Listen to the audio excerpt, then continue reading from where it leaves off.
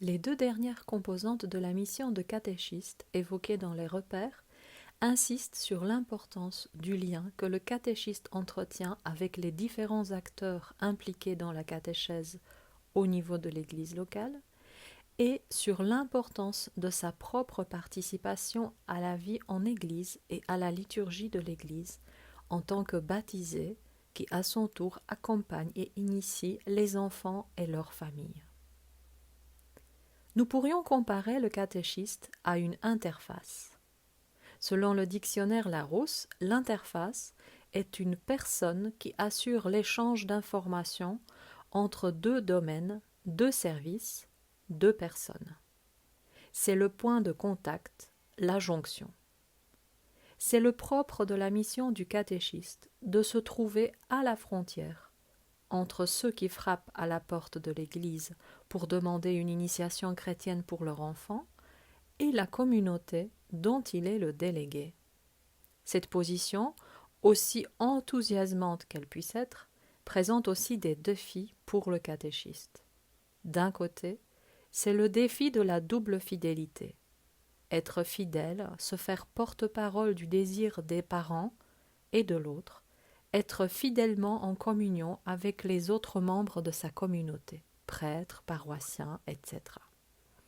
Ainsi, la position du catéchiste peut l'amener, d'une part, à être dans l'avant-garde, c'est-à-dire proposer de la nouveauté, qui souvent rime avec changement, aussi bien dans la vie d'une famille dont l'enfant est catéchisé que dans le rythme de la vie paroissiale.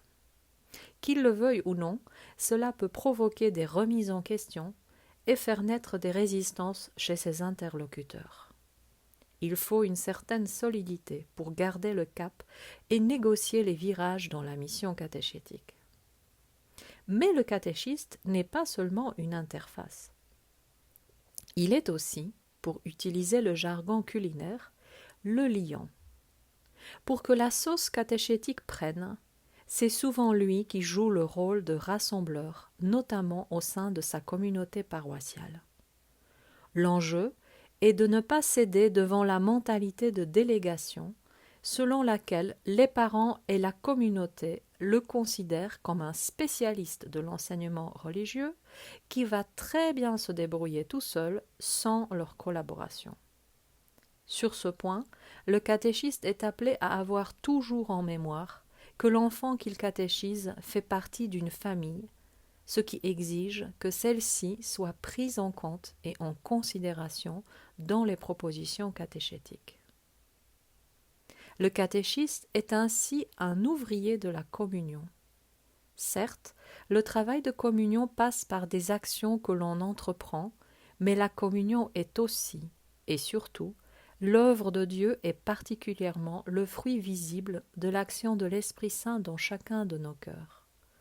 Il y a donc des moments où le catéchiste doit agir et d'autres où il doit laisser agir Dieu.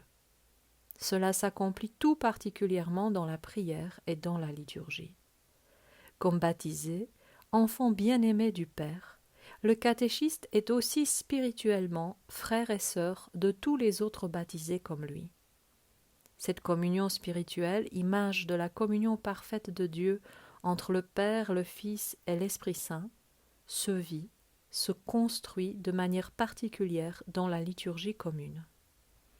Et puisqu'une des missions du catéchiste est d'introduire, d'initier à la vie d'Église, à cette communion, il est aussi appelé à être un témoin, un passeur, toujours présent, et à accompagner les enfants et leurs familles lors des célébrations telles que les messes dominicales et particulièrement lors des célébrations qui leur sont plus spécifiquement destinées.